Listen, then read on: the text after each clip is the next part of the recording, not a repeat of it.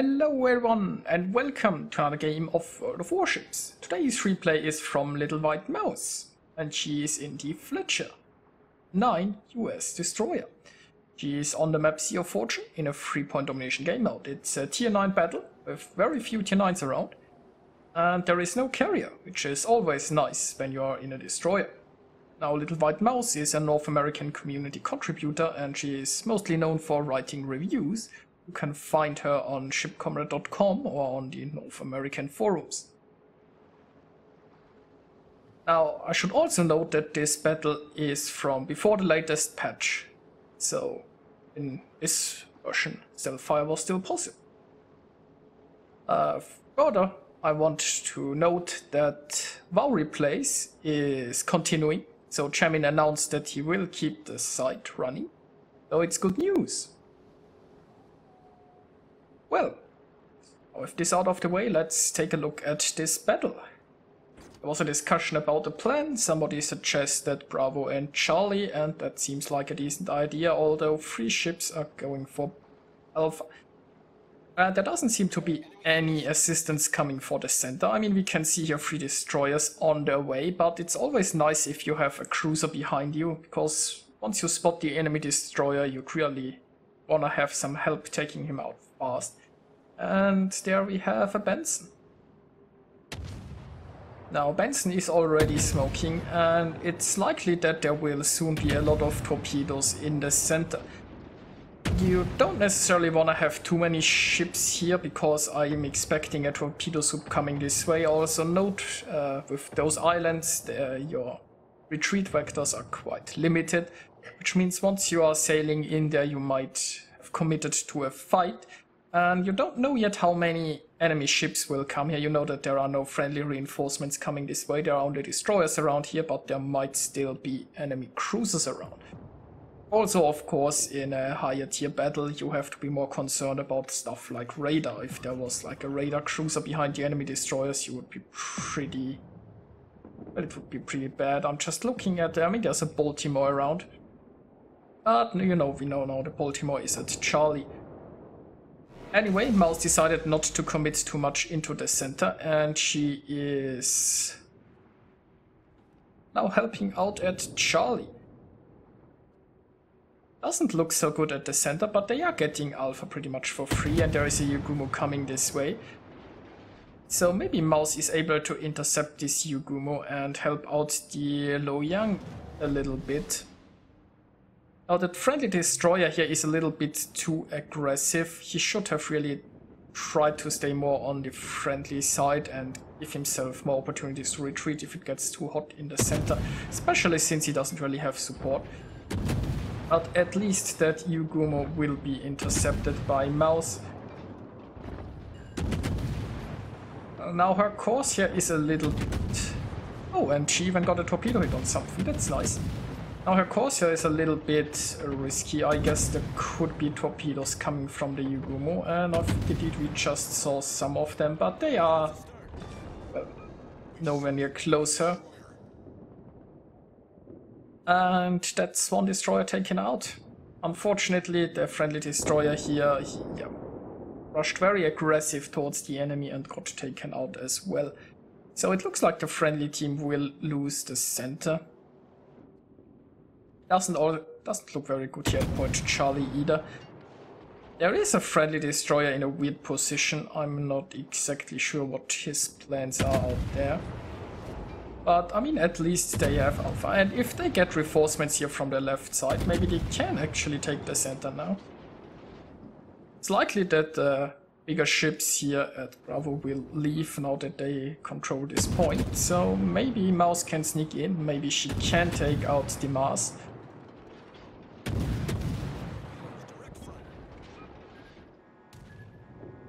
And well, those torpedoes are easily dodged. Now there seems to be only one enemy aiming at her, which suggests that the Mars is the only one having shots at her currently. Now she's slowing down and trying to drop into concealment. She only wanted the enemy destroyer to run away, and now she wants to capture this point. It has priority over charging down this enemy destroyer, and for some reason the enemy destroyer seems to smoke here. I'm not sure what he wants to accomplish with that.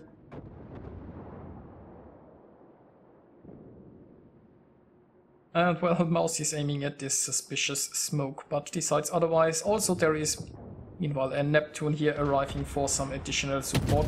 And I assume the Neptune has Hydro running. Which means this Mars here, who decided to stick around in smoke for whatever reason, got taken out quite easily. Now next there is Scharnhorst, who is going for Point Alpha, and it looks like Mouse has a decent window to ambush the Scharnhorst around this island. Although, I mean, 4 kilometers, that's... Scharnhorst will see Mouse, right? Which means the Scharnhorst will know torpedoes are coming, so he has a decent chance of avoiding at least some of the torpedoes. Now Mouse is trying to create a wall here. But honestly, I would have expected the Scharnhorst to immediately slow down and, well, steer in this direction. But it looks like the Scharnhorst is confident in just taking torpedoes because, I don't know, he was tired of floating and wanted to try sinking instead. Now meanwhile there are two friendlies here who are taking out Igniter now, and Mouse is just happy to jump in there and help out a little bit. Our friendly team controls 2 capture points, which is good. So they really should pull back here from Charlie and maybe try to focus on defending the center. There is still a destroyer here down in the south, and I really have no idea why he wants to be in this position. He would be much more useful, I guess, if he would stick with the friendly team. But anyway, Igniter now is done for. Now this side is pretty much cleared out. There is still a Colorado running away, but Cyclone is arriving, and I guess in the guise of the Cyclone the enemies will push towards the center. Now there are some nice islands here that might be used to ambush and hopefully defend the center. Cyclones can be a bit tricky for a destroyer because you have to get very close to even see the enemy. Of course, with 5.8 concealment there is still enough time to react or stay in concealment and to torpedo from stealth. But your guns are a little bit more tricky to use.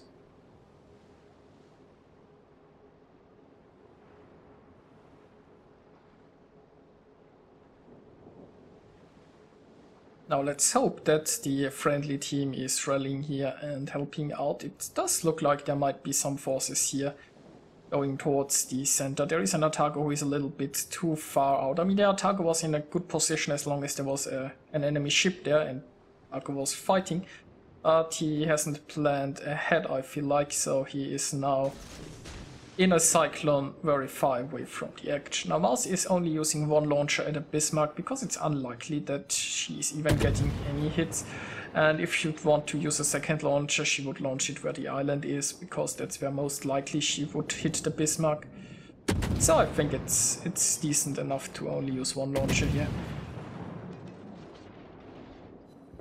And surprise, there was a Fletcher in the way. That poor Fletcher didn't see any of this coming, and well, now the Fletcher is doomed.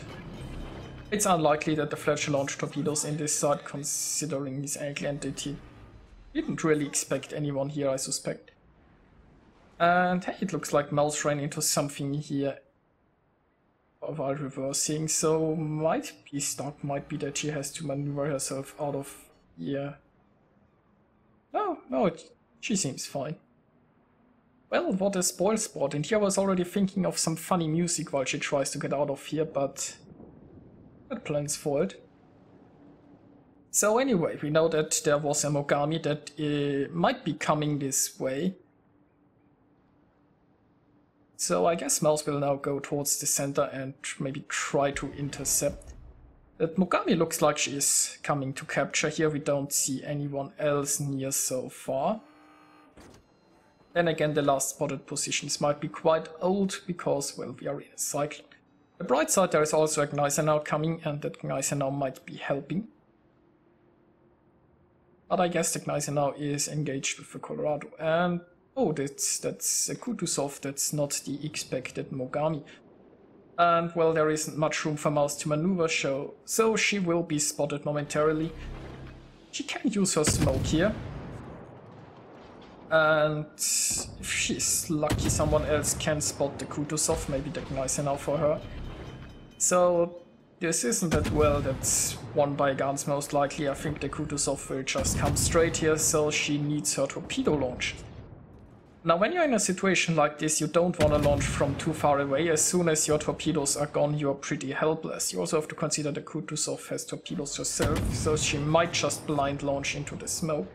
But you want to use your own torpedoes when you are certain that the Kutuzov has committed. And this might have been a little bit too... the Kutuzov burns here again. But it looks like 1 or 2 hits. Only one. That could be a bit problematic.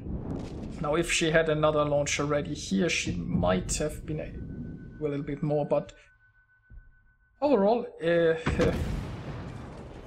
seemed to work out. Oh well, and she even hit a Mogami. Unfortunately, the Mogami is way too close. She can't escape here, and if the Mogami keeps angling, that's gonna be problematic. She got a fire, so that fire might work, and oh, she even got a Citadel with armor piercing here in the end.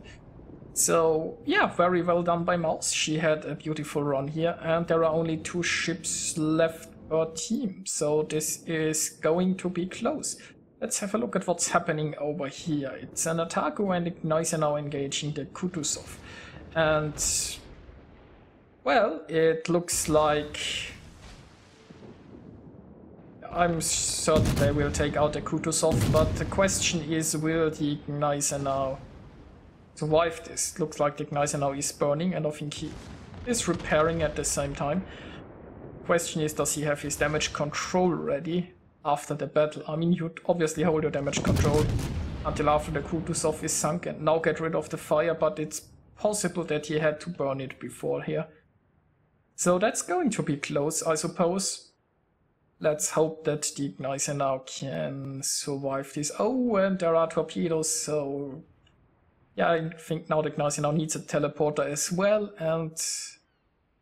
yeah. Okay. Now we jumped a bit forward and we sped up. Basically the Bismarck captured Point Alpha and the Ataku went straight towards Point Charlie. Now we know that the Bismarck is capturing the center, so the Bismarck is on its way here and the Bismarck is doing what she can, and that's making as many capture points as possible. It's not like he can chase down an Ataku. The Ataku on the other hand has to, well, try to stop that to some degree. And here were some incoming shells. The Ataku is badly angled, but I mean it's only this one salvo and he survived.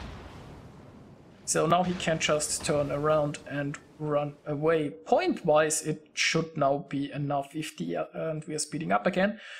If the Ataku can escape here and just, well, not sink, it should be enough. Even if the Bismarck now goes straight for Charlie and captures it, there isn't that much time remaining on the clock. And the point lead should be enough. So the Ataku, knowing this, makes the right decision and moves away, and here the Bismarck is spotted on again. So the last chance for the Bismarck to win this battle, he has to sink the Ataku, and yep, that doesn't seem to be enough.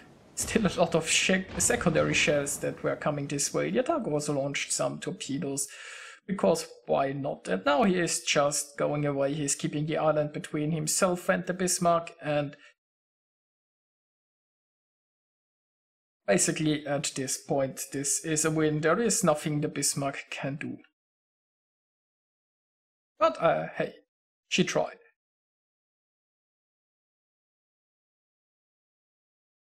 Oh, let's take a look at the results. LittleWhiteMouse managed to get 2,955 base experience.